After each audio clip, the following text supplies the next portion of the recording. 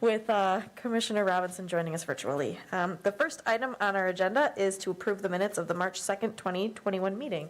I would entertain a motion. Motion by Herbst, second by Jean. Any comments? No? Okay. All those in favor can signify by saying aye. Aye. Any opposed? Aye. All right, that passes unanimously. I'm going to pass this over to Director Eric Lindman. Yeah, hi. We have the updates for the water and the wastewater plants, and just some of the operational things that we're moving into. I don't know if any of the commissioners have questions specifically about what's on the director's report at all. There is an update from Scott in there too on the lead and copper rules. As I said, I'd like to keep the commission up to date on those. I think that they will significantly impact us moving into the future, so. I saw a couple of hands.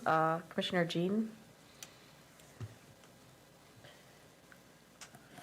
Yes, the results of the mercury test, I'm just curious what we'll have to do to comply with that, or to show some compliance measures.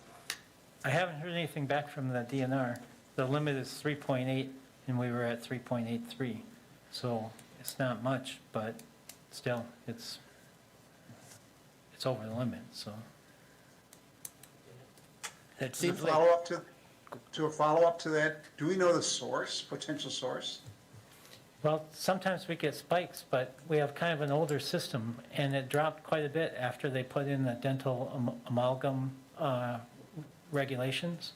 And so I think sometimes when we clean sewers, we disturb sediments or kind of historic material, and it comes through the plant. It was my intention to kind of monitor it and see how we were doing, and the February result was 3.83, and the result for March then was slightly below the 3.8, so it's still kind of elevated. And so I'm anxious to see if it drops back kind of to normal, or if we've got some kind of elevated trend for some reason. What is normal, Dave? Well, we'd expect it to be bouncing in the range of up to 2, I don't know. Up to 2? Yeah, well, I mean, we're usually, I don't remember the last time, or if we have gone over that limit before at 3.8, but certainly we've been in the 1, 2, and 3 range in the past.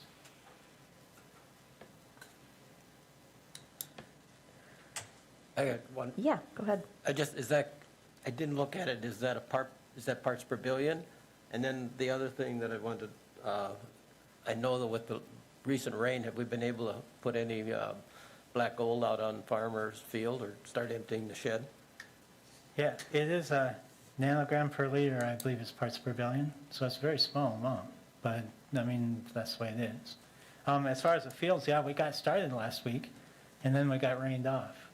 They were setting up and kind of planning to go on Sunday because they had the initial weather report was looking good, but then that kind of changed. And so the plan now is to start Wednesday or Thursday whenever the fields dry up, and haul on Thursday, Friday, and Saturday.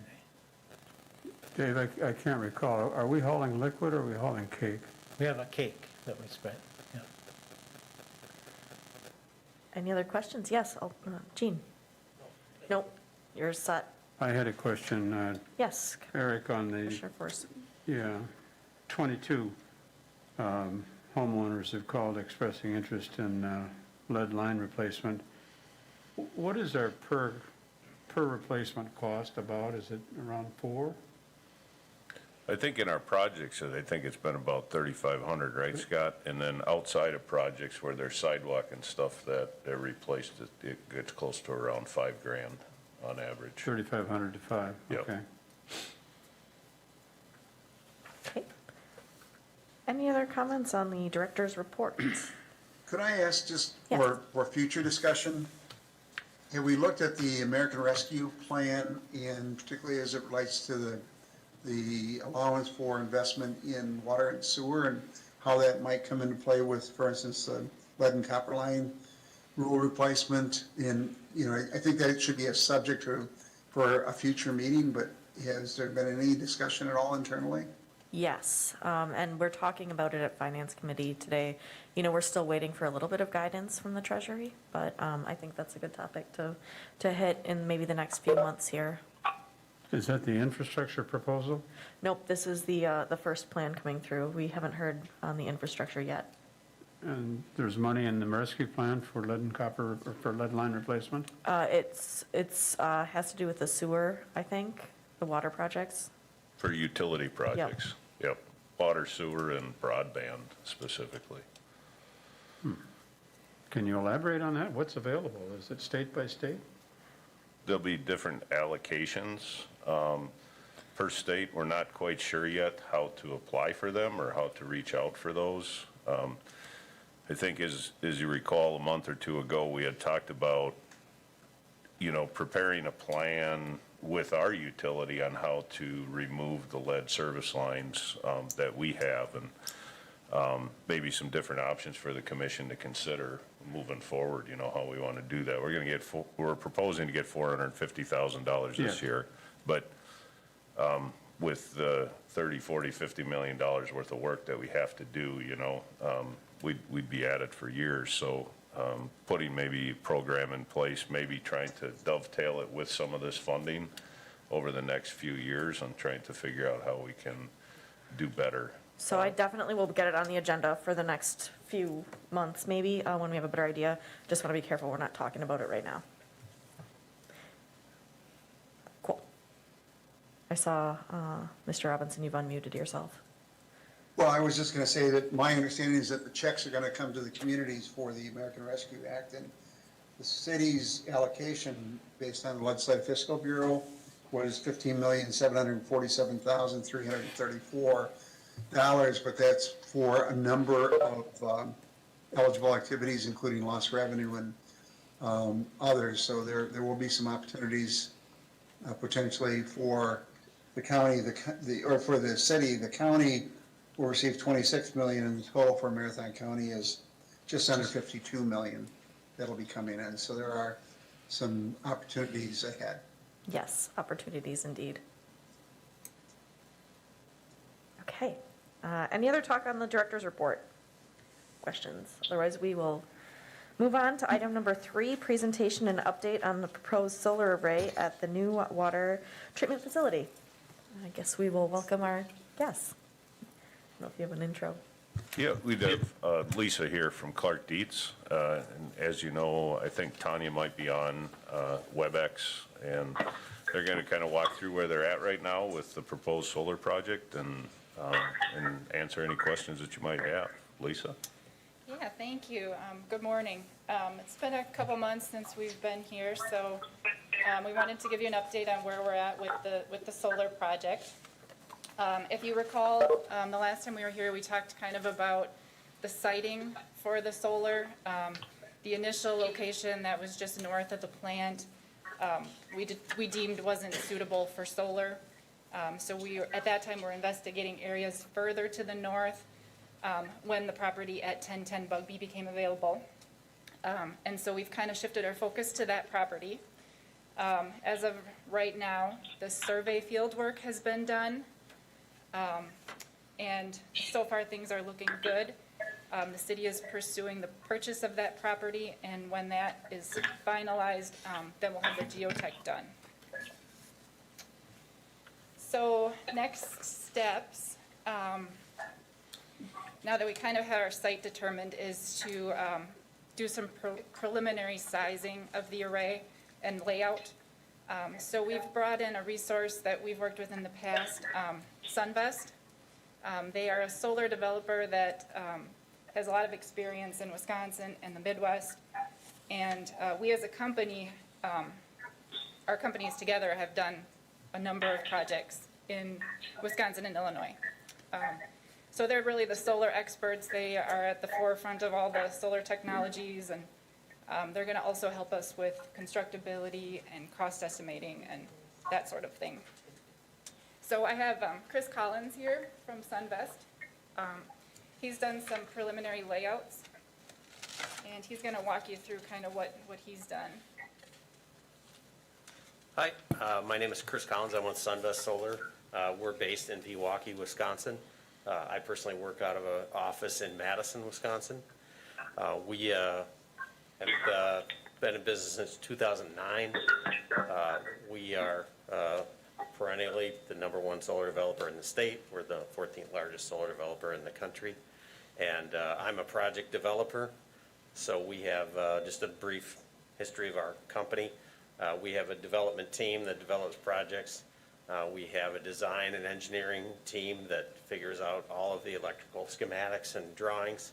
And we have an operations team that implements the projects, hires the crews, procures all the material, and coordinates all the installations, and an asset management team that follows up on the back end to service and make sure that the systems are performing the way that they should. We had multiple discussions about where this array would go. It was mainly just a matter of Lisa and her crew telling us where to put it, and then deciding how big of an array would fit in that area.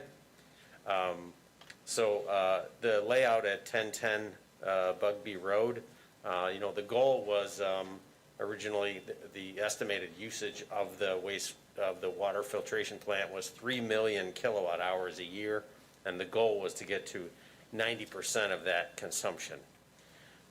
One of the inherent challenges with solar is that there's a limit to the efficiency of the panels, so you need quite a bit of surface area to try to get to something like 90% of that.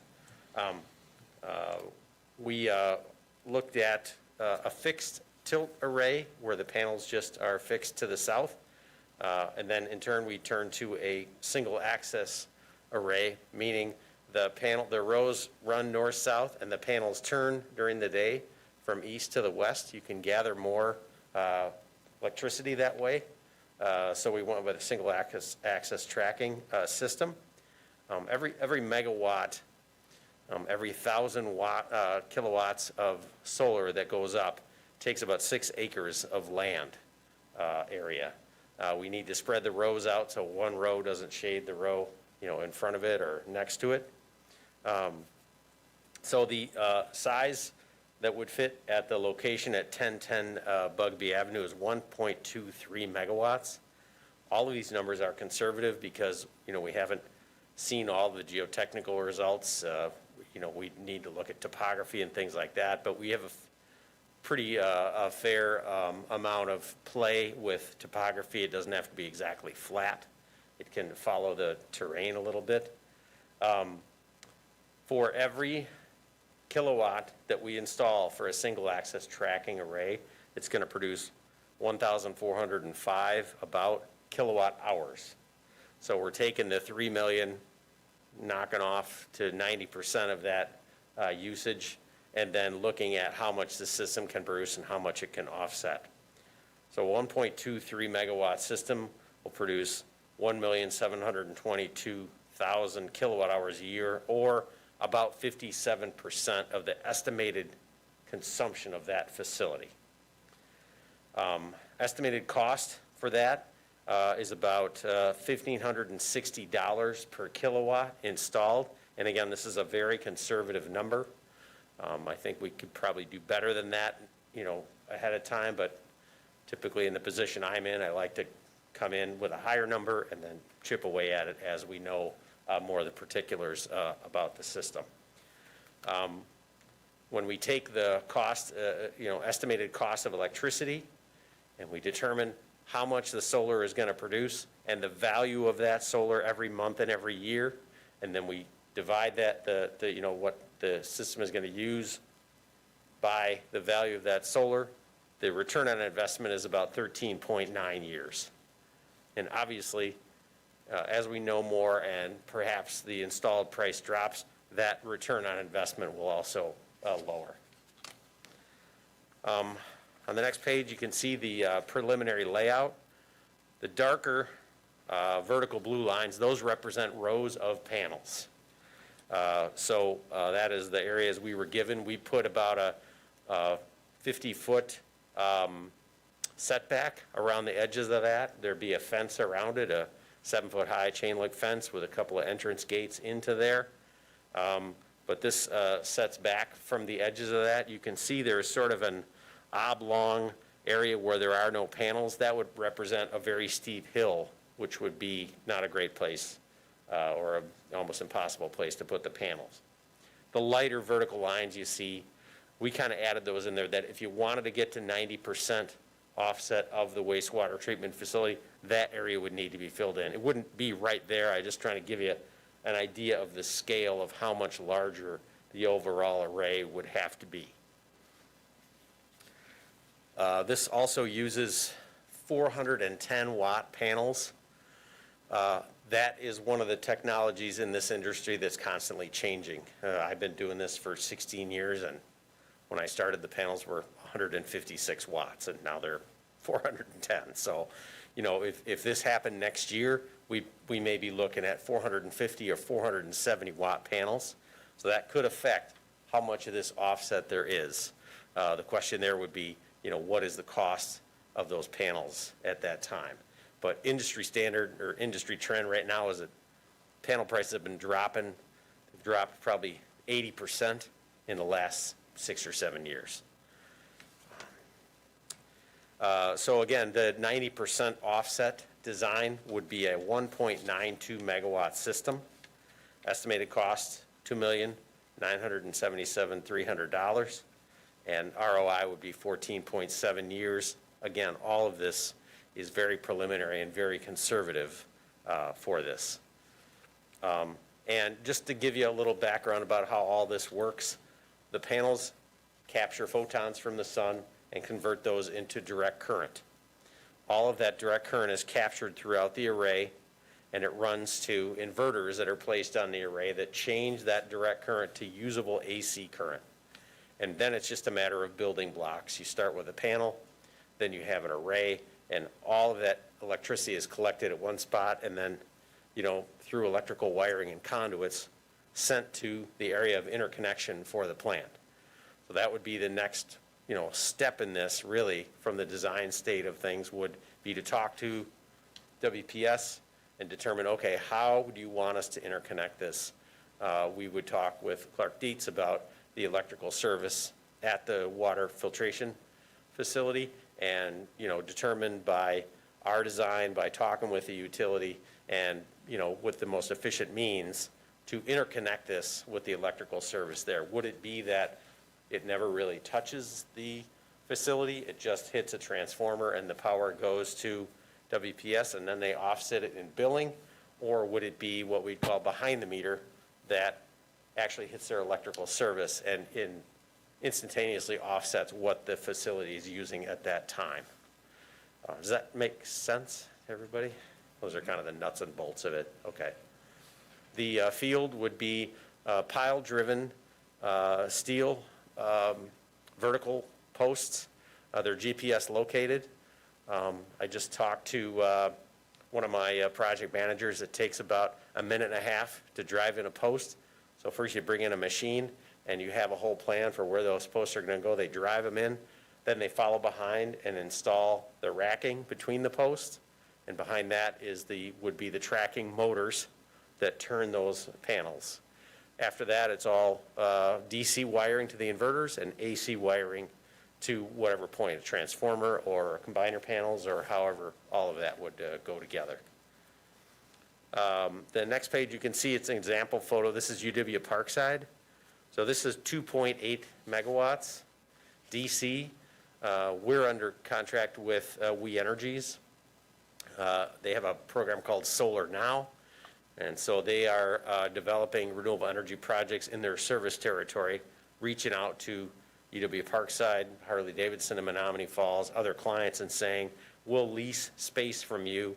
We want to park this much solar on there, and it's going to come right back to We Energies, but they are leasing this space from UW Parkside. Another Solar Now project is in Washington County. This is another ground mount. This one is similar size, about 2.5 megawatts. Both of these are fixed arrays, mainly because there was enough land to make them big enough to get to the size of the system that they wanted. If you go to page 9, these are just some photos of what the arrays look like. Again, these are fixed arrays. I didn't put in pictures of tracking arrays, but, you know, fixed, pointed south, you can see the chain link fence there and an access road.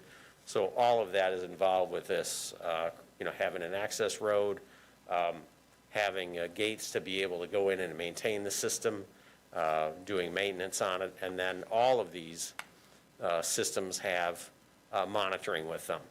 So we can see if there's an issue with the system, if the system needs service, if it's performing as well as it should from year to year. Now that you're talking larger systems and larger investments, you need to have a way to make sure that the system is performing up to the standards that you say it will. What's becoming more and more popular with larger and larger arrays are pollinator habitats within the arrays.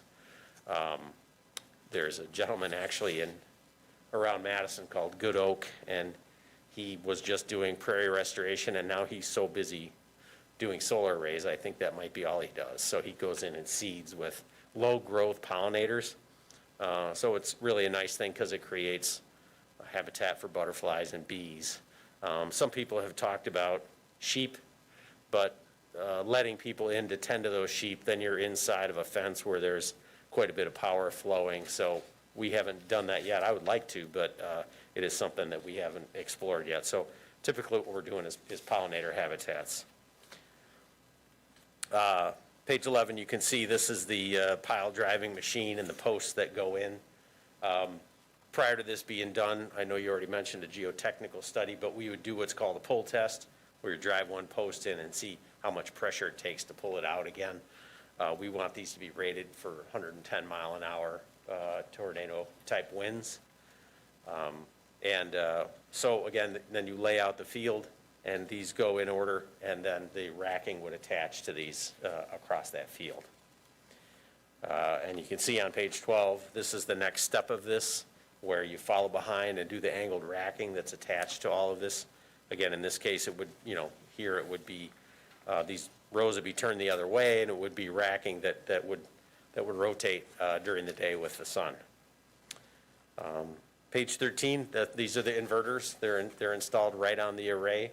So all of the conductors from all the panels flow to these inverters, and then in turn, the AC power from these inverters all flow to, you know, one collection point, probably a transformer. And then again, that gets into the electrical design of how we're going to tie that in and offset the consumption of the wastewater, water filtration plant. Sample construction timeline, this is very small print, but the idea is basically we're talking about 6 months.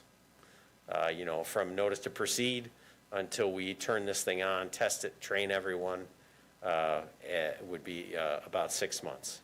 Obviously, depending on the time of year, we've done quite a few projects down in Illinois, and when you're going through the winter, this table somewhat goes out the window depending on weather, but 6 months is a reasonable estimate for timeline of something like this. And I feel like it went really fast, but please let me know if you have questions. I'm just so excited. Thank you for this presentation. You got me with the pollinators and the sheep. Oh my gosh.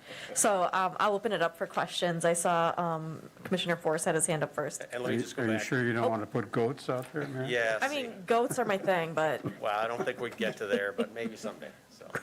Yeah, I had a number of questions. I'll jump in here before John. I'm sure John has a number too.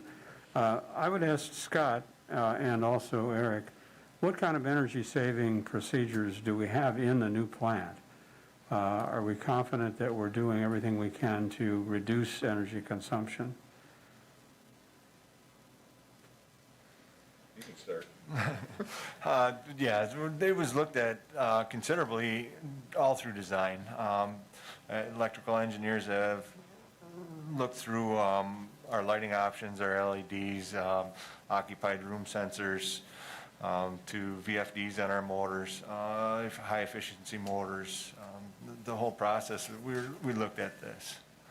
I don't know if there's something specific you were. No, I just wondered if the energy consumption number that SunVest is using is an accurate number as far as what you expect the plant to consume?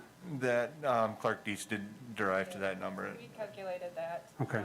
Based on actual plant load. Okay. So construction, if we were to go ahead with this, construction might occur a year from now. Do you expect any change in the price of panels and the other solar apparatus between now and then? Hard to predict, I know. I think panels are as low as I've ever seen them, but Yes. there is talk that they could drop for next year. I just would get nervous about making a claim Yes. about that part, but we as a company, when we purchase panels, we are purchasing, 20 megawatts of panels, so, 30,000 panels. So with that kind of bulk purchasing, we may be able to realize some savings. But, that being said, sometimes I don't know till November what we're going to have for the next year and what the price will be. And I guess a correlative question is, do you ever upgrade panels on existing installations as new technology comes along? I have not done that. The panels carry a manufacturer's warranty to deliver 25% of their rated output for, they have a manufacturer's warranty to deliver 80% of their rated output at 25 years. Now they're starting to come out with bifacial panels, and that warranty is 30 years. There's a 10-year, not a performance warranty, a workmanship warranty, and then the rest, the 25 years, is for the performance of the panels. Okay. So that technology, like I said, it's always evolving. There are people in labs all over the world trying to get a little more efficiency out of the panels, but we're still hovering just below 20% efficiency on the panels. A couple of questions we get on solar. One is, how does the weather impact the efficiency of the panels? And the other question has to do, what about maintenance of the system? Oh, that's a good question. So number one, the weather. We have design tools that factor in 30 years of weather data for the exact location where we're putting the array. The National Renewable Energy Laboratory in Colorado studies weather patterns. And so we're, compensating for snow cover, cloudy days, semi-cloudy days, and sunny days. That's where we get that estimate for what it will produce. And what was the second part? Maintenance Oh, of the- yeah. of the solar field. Yep. So, you would probably we'd probably set up some kind of regular maintenance for this, to check tracking motors, check the arrays. That's part of our asset management team. Okay, so that would be a contract with you to provide maintenance? If It we, it could be, if we do the work. all right. Yep. I have two more questions. How does this ROI compare with other facilities that you've installed? And secondly, you mentioned what I thought was an incentive program through We Energies. And WPS now, if I believe, is part of We Energies. Are there any incentive arrangements available locally? Okay, so the first part of this, ROI compares about the same. The challenge here is that there are tax credits available for people that buy solar, but being, you can't monetize the tax credit here because you're a public entity. And the Solar Now program, they went to the Public Service Commission to, apply for that program, and the queue for that is full. I don't know if they're going to expand it. And also, until now, WPS and We Energies have kind of been operating separately, even though they are kind of the same company. So that remains to be seen. I wouldn't want to speak to that because that's just out of my, Sounds like we shouldn't count on it. Well, you might want to stay tuned for the next agenda items. All right, Yeah. I'm done. I saw a couple other hands. Robinson. Well, I was just going to ask whether the new infrastructure bill has a number of incentives for development of solar. Have you had a chance to look at that? And are there any potential programs that might benefit this project? There are a round of Office of Energy Innovation grants that come around. That current cycle is closed, and there hasn't been a lot of information about if they're going to open that up again. That's one potential funding source. And there is, some money from Focus on Energy, but the amount that they give out wouldn't really have any effect on this. It's too small. But So have you looked at all at the proposed infrastructure bill on the federal level? I haven't, no, because Okay. they're talking about it, and typically in my world, unless something is in writing and actually exists, I wait to see how it sort of flushes out and what exactly is really available. Okay. Mr. Jean? Most of my questions were answered, but I was wondering how, or the amount of budget we'd have to maintain it. And I would think in the first year it would be low, but as the life of it goes on, could you give us what your experience has been, an annual budget for you? Let's say if you put the units in, what it would cost? That's a good question.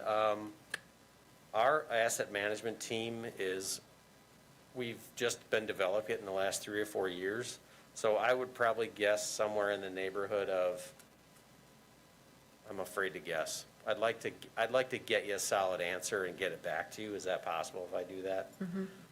Because I don't want to guess and be wrong, but I can get you a solid number on what it would take. Yep. Is it possible for our own staff to take care of it?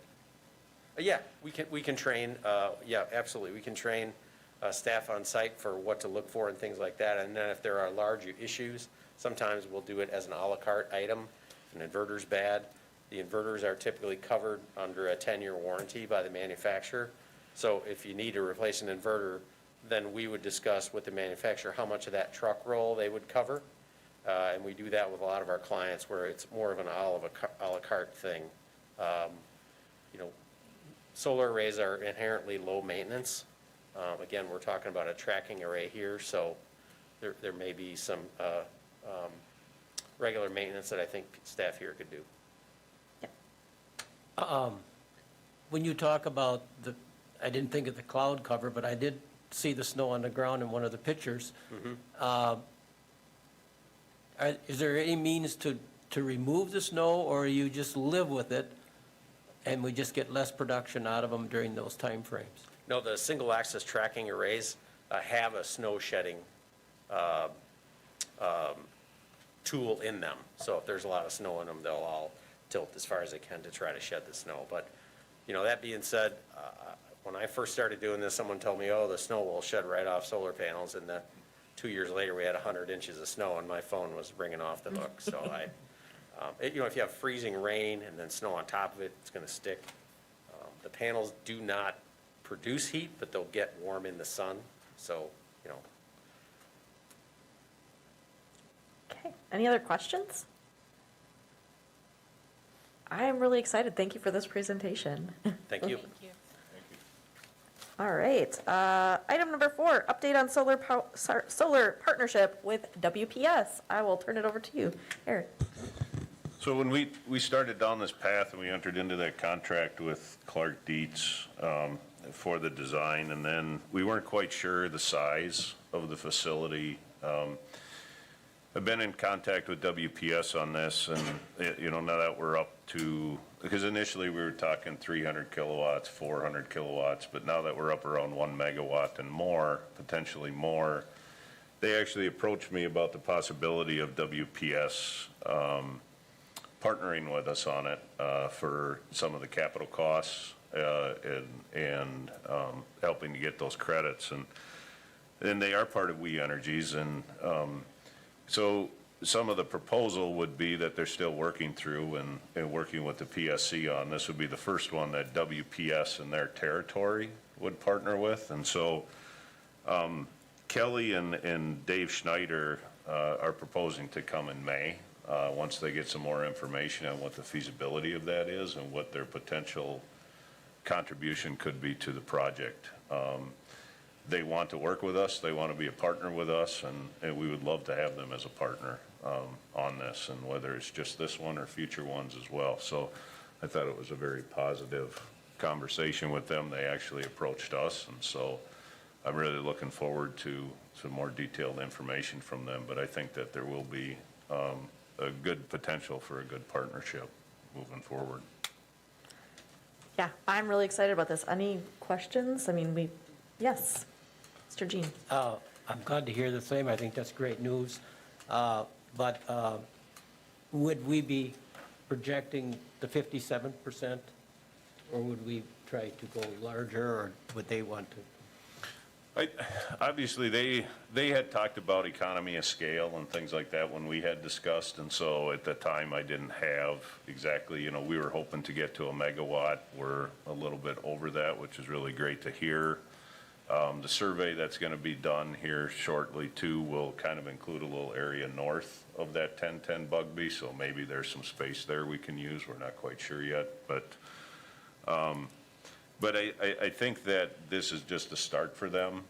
They did say that, talking about different areas in the city to put it up, even if it doesn't go directly to a facility, that they could just connect it into their grid. And, we could get credits for that and stuff. So this may be just a small step into the potential that we could partner with WPS. Any comments, questions from anyone else? Okay, I'm excited for next month's meeting for so many reasons. All right, item number 5, discussion and possible action subsidizing the rain barrel program for 2021. Yeah, so I think really our main focus, we've talked about this, we've got the third-party vendor involved. They have a draft website put up. I think Jim and John, you've both seen it. We have a kind of a setup of a rain barrel in the lobby here for people to see. And I think now it's just to determine whether the commission wants to subsidize the rain barrels and to what level. And then we can kind of go live with the website so the public can actually begin to purchase. We are proposing a June delivery timeline, and we'll establish a pickup area and everything on that as well. So one of the things that I had talked about a couple months ago is with the subsidy, on the sewer side, that's locally controlled, but on the water side, it's PSC controlled. So there's a process with the PSC on the water side. If we want the water to help subsidize this, that we'll have to go through and get their permission to do that. And I think staff can walk through those steps with the PSC to move that forward. But, and even if it's the sewer that comes forward and subsidizes initially, and then once we get authorization, they can reimburse the sewer for full or half, or how you want that to be distributed. Yes. Eric, so would there be time involved that would be an issue here? I know we're on a fairly tight timeline to get this in place by June. Would that subsidy, the authorization of the subsidy, would that take a long time, or could you get it quickly? I don't know what the PSC's timeline is on that. Val, do you have any idea on the timeline? The information that I looked up. We might need you to hit the mic. Come to the mic, Sorry. Val. Yeah. Got Robinson listening and the public. The information that I looked up from the PSC on the process, they have 2 options. You do it as part of a regular rate study, which you could entertain it that way, or you do it as an application, a standalone application. Either way, they have a number of items that we have to include. I know with the rate studies, it's taking 6 to 8 months. If we did it as a standalone application, then what I'm seeing with some of the COVID processes that municipalities are applying for, I'm seeing it take 3 or 4 months. So we would be outside that timeline. Yes, Mr. Jaden. I thought I read someplace that we might subsidize $25 a barrel. Is that, then I couldn't find that again. That was one number that was discussed, Joe. Okay, well, if it was 25 and there was 500 barrels, are we looking at 12,000 or 125,000? I don't know what, I did my math real quick. So I don't think it's a real big dollar amount. No, it isn't. The issue is to get PSC's permission to use rates that we collect for water service As the subsidy. as a subsidy. Yeah. And as I said, I mean, if, to keep things moving, we could use the sewer utility and then reimburse the sewer utility if that's how the commission wanted to do it as well. Seems like that's the way to go. I mean, Yeah. otherwise we've got a time issue. Right. Sure. Any more discussion, or is there a motion that we'd like to entertain? I move we do a $35 a barrel subsidy and do it through the sewer commission. There's a question here, if someone wants to put in 2 or 3 barrels, do they get 2 or 3 subsidies? I don't know the answer to that, but I would propose a $35 subsidy to start the discussion. Okay, we have a motion for a $35 a barrel subsidy. Is there a second? Robinson will second. We've got a second. All right, any discussion here? I would move to amend it to put a limit of no more than 2 Okay, we 2 have, barrels per property. all right, there's an amendment to no more than 2 barrels per property. A second on this? I accept it if that's in Okay. order. Okay, and then we have Mary Ann wishing to weigh in.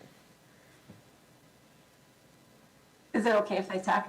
So my only concern, just thinking about this, is maybe the subsidy, are you thinking it's an advance from the sewer utility to the water utility because of cash flow problems? I mean, I'm concerned that someone could say your sewer rates are to fund sewer activities, and this is not a sewer activity, right? Could you connect it with the storm sewer? So I just didn't want us to get in, and maybe it's just something that we need to research with legal a little bit. I know we're not governed by the PSC, but, you still have to support your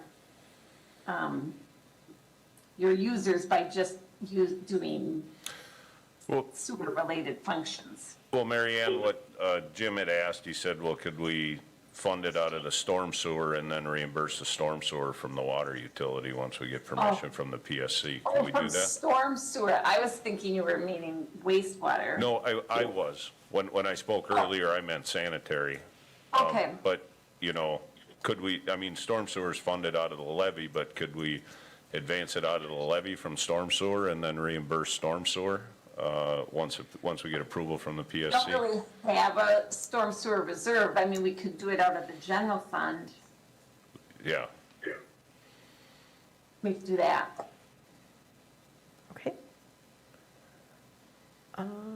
So we could research whichever one is cleaner for us, Mary Ann, and then. Yeah. And then we could move forward with that? Yep. Okay. Okay, thanks. Any other discussion here? Yes, Mr. Jean. I did have a question that kind of escapes me, you get old, but I would be more supportive if it was the 25 and to, I'd like to cap it because let's say the first 200 get it, but that doesn't mean that we couldn't continue it down the road. I don't know if that would push people to hurry up and do it. So those are my comments. I'm not offering an amendment. Just Okay. if there's any more discussion, I might. Yeah, any other discussion? I guess there is a question, and John, maybe you could address this. Is that subsidy just a one-time subsidy, or is it an annual subsidy? How do I think we'd want to look at this potentially as a pilot project to see how it works. Yeah, I like that idea. So in So that one sense, time for now? it'd just be a one-time for now. Yeah, I'm okay with that. okay. We're looking at one time, we're looking at $35 a barrel, we're looking at no more than 2 barrels per household. We've bandied around the idea of, yes, Mr. Jean.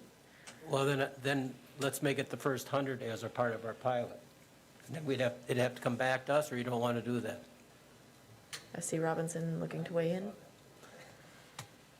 My concern with 100 is they estimate that there may be a 1% take rate. And, I think if we're going to do it, we should maybe be prepared. I'm not adverse to a 200 barrel cap, but I think 100 is a little bit low. Well, then I'll make an amendment that the pilot includes not to exceed 200, subject to further ratification by this body. All right, so we have a couple of things going on here. I'm looking at my parliamentarian. I feel like maybe we should first vote on the, what was the amendment? The no more than 2 per household? Yep, so all those in favor of no more than 2 per household can signify by saying aye. Aye. Any opposed? That passes unanimously. All right, so now we are amended. We have a $35 per barrel, no more than 2 per household. Entertaining a motion by Jean to cap the program at 200. Do I have a second? Second, okay. We have a second by Herbst. Any discussion about that, or are we ready to? Yes, Mr. Jean. I would call it a pilot program, so it, Right. okay, so it, We'll make sure we're calling this a pilot in our marketing, and we can probably put this in our well, that minutes would as well. constitute that we could potentially change it Yes. in the future. Okay. Well, Joe, why do we have to call it a pilot? I mean, we're going ahead full steam with this. We want to encourage people to do this. They might not do it this first time around, but they might see that others are doing it, their neighbors are doing it, and a year from now, they may want to come in and do it. You know, a $25 subsidy, if we did 500, which I think is a very generous estimate, would be $12,500. As dollars go in our world here, in the waterworks world, that's not a lot of money. I guess there's something about pilot that means it's temporary or it's experimental. I'm not sure it has the same broad general appeal as if we were to not use the word pilot and just say we're going ahead with a Wausau rain barrel program and we plan to continue it. That's my thoughts. I guess I'm not bothered by pilots. I think the last year we've done several pilots and task force, and so as far as marketing goes, I think it's fine. Oh, we have some input from the city attorney. I'm sorry to interrupt, but just sitting here listening, and they're all really good amendments, and you've handled it perfectly. If it is a pilot and it is temporary, then through what date do you plan to, you're authorizing all these changes? 200. Through when? I mean, they must, the first 200, or when they get to 200, or after they get to 200, then the pilot I'm seeing sunsets, nodding from or? Robinson that when we get to 200, that's the indicator. So then it would have to come back for further authorization, or it's Yep. done? Yep, I'm seeing nodding. Well, that would be the subsidy that you're looking at, right? Because, I mean, we can still sell more barrels at the price that's online, they just wouldn't be subsidized. So it would just be the first 200 barrels sold, or at least that's my understanding. I'm not sure how the third-party vendor, we hadn't talked about limiting the number of barrels to get subsidized. Yet, you know, we had talked about the cost of subsidy. We anticipated $12,000 to $15,000, which would be, you know, maybe 400 to 600 barrels sold, and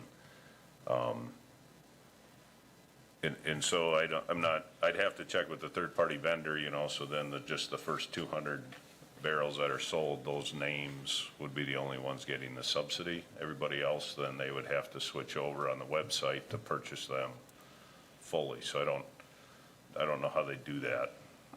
I think it creates, kind of a paperwork issue and keeping track, and number 199 and number 201, are they going to argue about the subsidy as to who was first? Or, you know, are we getting ourselves into something that might make this all more difficult than it needs to be? And then I'd also want to consult with our partner here, Rainwater Solutions, to see what they thought about this approach. They might have had other customers that either do it or have thought about doing it or don't do it. Yeah, I think, you know, whether it's a pilot or maybe that, you know, because really I guess how it's set up right now is this is just one time for 2021. And then once the selling of the rain barrels is done, it's done for this year. And then I would say next year, if the commission wants to do it again, they would have to, come back Yep. for approval and stuff. So this, I think this, right now, is set up to be just a one-time event, not a recurring event. So at least that's how I've portrayed it to the, Mayor, Yes, could we deal with this as part of the budget for the next year? yes. And then budget it in? But I think it would benefit from an evaluation at the end of the year, which is one of the reasons why you would have a pilot. I'm not opposed to a pilot. I think a number of communities, Superior and others, ran it inconsistently. But I apologize, I have to run to another meeting on PFAS. But the next meeting on May 4th is at the same time that the state's External Advisory Committee meeting is on. And I'm wondering if we could perhaps move our May meeting to the morning as well. Okay, we will, I don't see a problem with it right now, but I'm not looking at my calendar and I can probably move anything, so. So thank you, and I Yep, thank you. apologize. Nope, thank you. Good luck with your PFAS. Okay, so we are right now talking about the 200 barrel cap. Is that something we would like to vote on right now, or any more? I mean, We voting on the barrel cap, or are we voting on the subsidy issue? we're right now on the barrel cap at 200 barrels will be subsidized. Okay. Any discussion about this?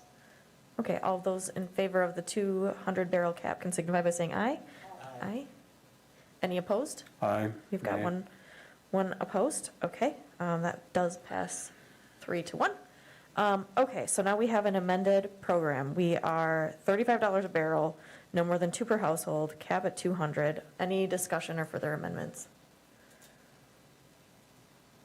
All right, I'm gonna take silence as we're good to vote on this. So all those in favor of the amended rain barrel subsidy resolution can signify by saying aye. Aye. Aye. Any opposed? Okay, looks like we have a rain barrel program. I'm really excited to see how this goes.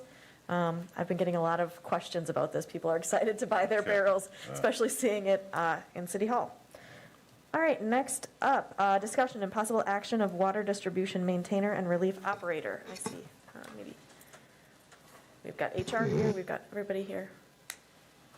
Who wants to hold on to this one? Oh, Scott, go ahead. This is the position that we proposed a while back. I think the commission approved it probably a year ago to be implemented, and we've been looking at different ways to categorize or classify this position. Tony has classified this for us, and this is her recommendation. Okay. Are there any questions, or I don't know if Tony wants to give any further color, or we're good?